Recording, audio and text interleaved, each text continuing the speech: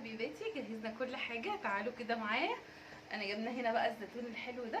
انا جيت طبعا لقيت ماما الحاجه مجهزه لي كل حاجه، بس انا طبعا اللي فردت الجزء ده كله حبيت اوريه لكم بالشكل ده عشان تبقوا معايا كده خطوه بخطوه، تيجي نشوف التفاصيل مع بعض وندخل كده على التقيل.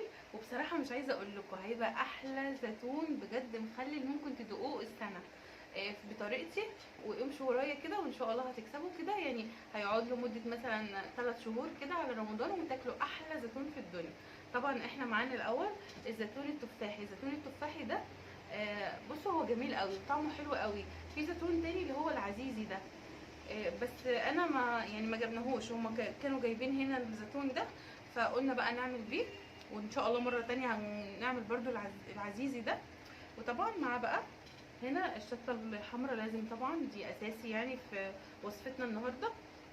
ممكن برضو نضيف الخضرة عادي برضو لو في شطة اللي هو حراق واللي هو العادي الحامي او اللي هو العادي يعني. وطبعا هنبشر هنا طبعا الجزر، لازم طبعا يعني الجزر ده روح الوصفة، تدي لها طعم وشكل وريحة وكل حاجة اساسي يعني. الليمون بقى، الليمون ده طبعا يعني ملك الليلة كلها. الليمون ده طبعا احنا هناخد منه كمية كده حلوة قوي محترمة. انا هعصر منه ليمون كتير قوي عشان طبعا هنحطها في المحلول النقع بتاعه. غير برضو ان احنا ممكن لو يعني لو كمل معانا تمام فاض معانا هنعمل برضو شويه كده ليمون معصفر، عسل كده يستاهل بقكم. وهنا طبعا اهوت الشطه زي ما انا بقول لكم اهوت اللي هي الحاره دي. انا طبعا عملت الاثنين مع بعض، الحاره واللي هي العاديه، وبشرناهم في الكبه. ومعاكم اهو زي ما انتم شايفين. طبعا ورق اللورا دي في الاخر هتعرفوا انا هعمل بيه ايه. طبعا هنا العصفر ده اللي هو طبعا بيمشي كل حاجه، انواع المخللات بتديله شكل ولون وكل حاجه. هنا طبعا اللي هو الفلفل المجفف. الفلفل المجفف ده برضو بنحتاجه، بيدي برضو نكهه حلوه وشكل حلو كده جوه البرطمانات دلوقتي هتشوفوها معايا. وطبعا حبه البركه مفيش غنى عنها. ويعني معانا بقى الزيت ومعانا الخل ومعانا الملح ومعانا طبعا السكر. ويلا بينا بقى كده ندخل على اول الوصفه. وحبيباتي تعالوا معايا كده اما اوريكم بقى احلى مخلل ممكن تاكلوه في حياتكم. اللهم صل وسلم وبارك على سيدنا محمد عليه افضل الصلاة والسلام. عاملين ايه حبيباتي؟ يا رب تكونوا بألف خير، يا رب تكونوا كويسين كده وسعداء. احنا النهارده بقى جايين لكم في فيديو جميل من مكان ماما الحاجة ومن بيتها الجميل، علشان نعمل لكم احلى وصفة النهارده. وصفة الزيتون المخلل زي ما انتم شايفين كده، الخضار والجمال والحلاوة دي كلها. طبعا ماما الحاجة كلمتني برضو على اساس ان احنا نعمل سوا كده المخلل الحلو ده، بس هي بصراحة عايزاه من ايدي يعني، وانا ما اقدرش استغنى عنها ولا اقول لها طبعا لا ولا كده، فولا اتاخر عنها يعني. فلبيت الطلب على طول وزي ما انتم شايفين كده. ما شاء الله يعني تقريبا ابو مالك كان هو اللي بيشتري الحاجات دي، فعشان كده مصور الجزء ده. فبسم الله ما شاء الله الحاجة زي القمر وتحفة، والزيتون ما شاء الله اوانه بقى وكده. وحاجات جميلة يعني. دلوقتي بقى اللي عايز يخلل يخلل، واللي عايز يعمل حاجات حلوة يبتدي يعمل. على دخلة رمضان كده تلاقوا الخير في بيوتكم، ويا رب يجعل الخير في بيوتكم جميعا يا رب العالمين. بس شوفوا الانواع والاشكال بصراحة حاجة تحفة. النهاردة بقى هتشوفوا معايا المخلل بطريقتي، ويا رب تعجبكم يعني. طريقة سهلة وحلوة وجميلة وفيها كل الالوان المفرحة كده. وانتي هتحسي اصلا نفسك ان انتي بتعملي الحاجة دي وهي كلها الوان، عينك بتفرح كده وانت بتعمليها. طبعا في جزر وفي طبعا فلفل احمر وفي فلفل اخضر، في منوعة من كل حاجة. بس هو في برطمان واحد بس، وبعد كده هتشوفوا الوصفة ملهاش مثيل بجد. فجربوها وصفة حلوة وبجد هتعجبكم قوي. ويلا بينا بقى، بس اهم حاجة تتبعوا الخطوات اللي انا بقول لكم عليها. وان شاء الله لما تيجوا كده تجربوها وتفتحوا عليه بعد كده تقولوا لي رأيكم، وان شاء الله تعجبكم يبقى طعمه زي العسل، وبإذن الله تتهنوا كده وتعملوا الحلو كله ليكم. فيلا نبتدي مع بعض بأحلى وصفة. وهنا بقى حبيباتي اخدنا الزيتون واخدنا الليمون، ورحنا كده عشان نغسله بقى غسلة حلوة كده منورة عشان يبقى زي الفل معانا كده. وطبعا خطوة خطوة معاكم اهو بالتفاصيل يعني. طبعا انا جبت دلوقتي السباتين دول بحيث ان انا ايه هقسم بقى الليمون وهقسم الزيتون معاكم. بس لازم يتغسلوا كويس ويتنضف منهم كل اي حاجة زيادات يعني فيها. وبصراحة هو كان نظيف وجميل زي ما انتم شايفين كده. الليمونه بشكلها الحلو ده والزيتونه برضو ما شاء الله بقى، هو بشايره بقى وكده، ولما طلع في الاول كده بيبقى حلو قوي. فبصراحة هو حبيته جميلة يعني. زي ما انتوا شفتوا كده نضفته وحلاوته ما شاء الله. بألف هنا. وعمايله بقى بصي مش عايزة اقولك والله متعة. بس احنا عكسنا بقى يعني وبصي وخرجنا عن المعتاد هنا برضو. وطلعنا بقى في البراندة برا. بصراحة قلنا نغير شوية من جو المطبخ وكده عشان نقعد براحتنا كده في الهوا وكده. وقعدنا بقى وجبنا الترابيزة بتاعتنا الحلوة وحطينا عليها حاجتنا اهو. انا هنا دلوقتي طبعا هنا كنت بشرت الجزر الكمية اللي انت عايزاها وبرضو قطعت كده الكرفس. لازم كده يعني. يعني بصي انا عايزة الورق بتاعها بس يعني لازم تقطعيها كده من غير العنق. فالورق بتاعها بس كده وبقى حلوة يعني يعتبر رابطة كده بتشيلي منها العنق بتاعتها وتسيب الكرفس ذات نفسه. الورق بتاعه يعني. عشان ما بتضاف معاها بدها يعني طعم حلو قوي. فهنا بقى انا دلوقتي بقطع الزيتونة المفروض ان انا بقسمها بس كده من الطرف ده والطرف ده. بشقها شقتين اتنين او شقة واحدة زي ما انتي عايزاها يعني. بس هو انا متعودة على كده ممكن برضو تعمل مقفول خالص لو مش حابة براحتك. بس هو ده بيطلع زي العسل. بحيث ان كل يعني المحلول بتاعه كده والحاجات اللي احنا هنحطها دي يتمغل كده جواها كده ويتوغل كده جواها وتدخل كده وتبقى زي العسل.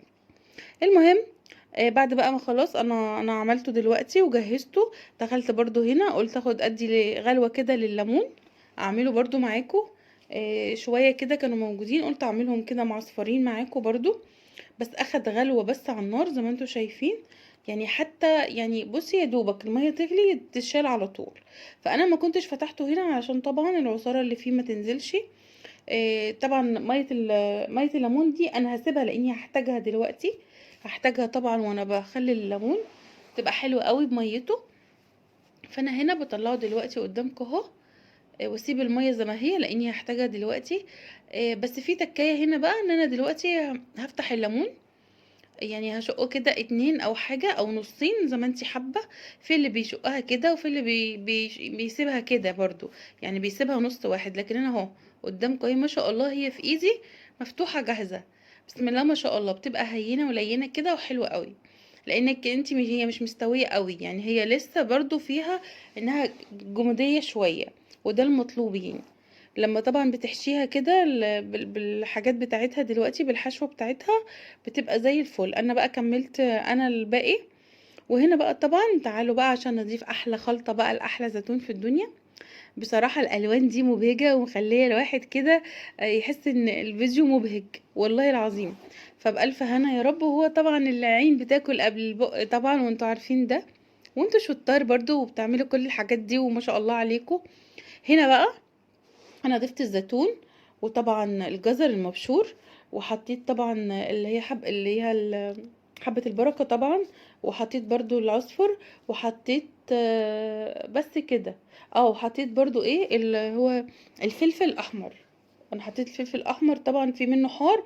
وفي منه لا العادي. فانتوا زي ما انت حابه زي ما انت عايزاه حار قوي عايزاه متوسط عايزاه. مفيش حراره براحتك هي ممكن معلقه واحده. لكن انا ضايفه ده على ده علشان برضو ما يبقاش حامي قوي. عليهم وكده فتبقى معتدله يعني. هنا بقى طبعا البرطمان معانا اهو. انا طبعا عقمته وعملته بميه دافيه. ميه مغليه يعني وسبتها تبرد وطبعا مع الخل برضو. يعني معلقتين خل كده. ومتعقم وزي الفل. هنا بقى زي ما انتوا شايفين انا بضيف الزيتون جوه البرطمان. زي ما انتوا شايفين كده عادي بطريقة عشوائية عادي يعني مش مشكلة. هو في طريقتين برضو في طريقتين ان انتي ممكن تسيبي الزيتون زي ما هو وتعملي الخلطة دي لوحديها. وتعملي طبقات كده. هعملها لكم برضو في وصفة تانية ان شاء الله. في الزيتون بقى اللي هو التاني العزيزي ده. او العزايزي ده مش عارفة هو كده اسمه كده تقريبا.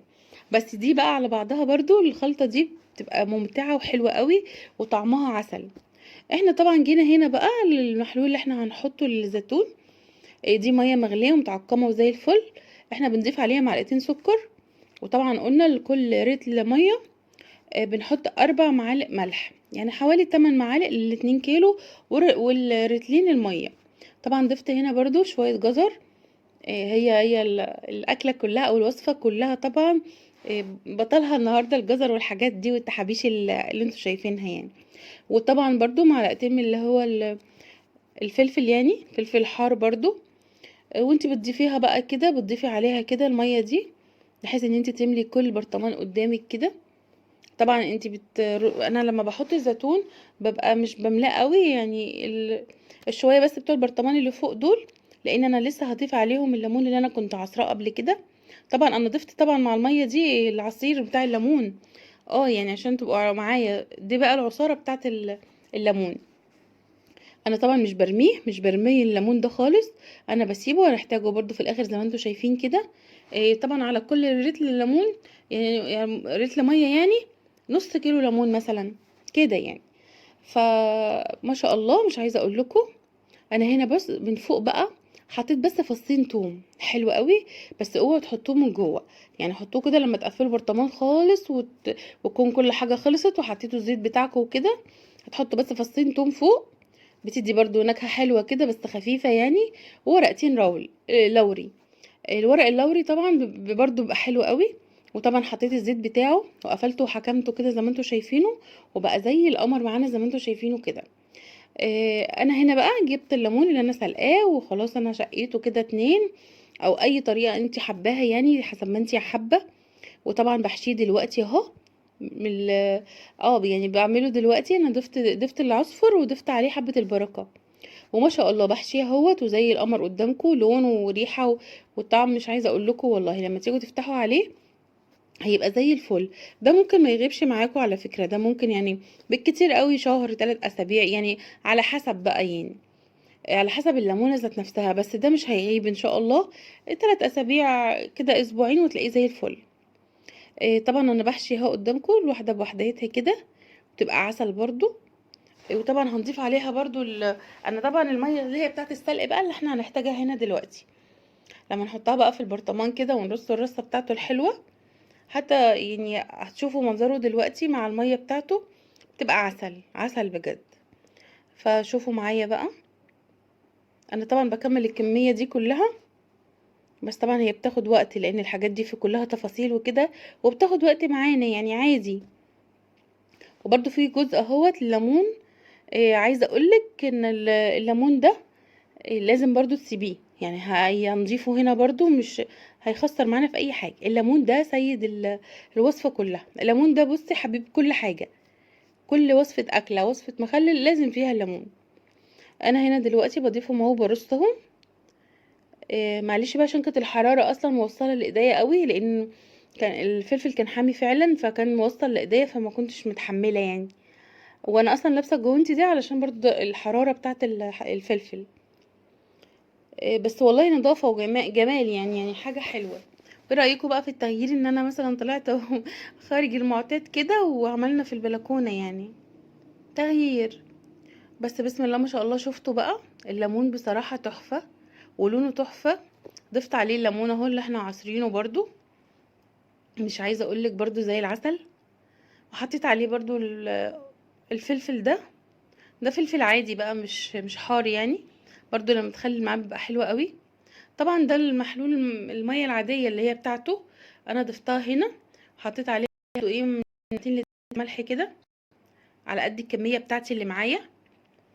وطبعا شوية جزر وشوية برضو هي الفلفل الاحمر، معلقتين كده وضفت عليه اهو. وطبعا شوية خل برضو ربع كوباية كده او كده او 3 معالق بالكتير قوي يعني.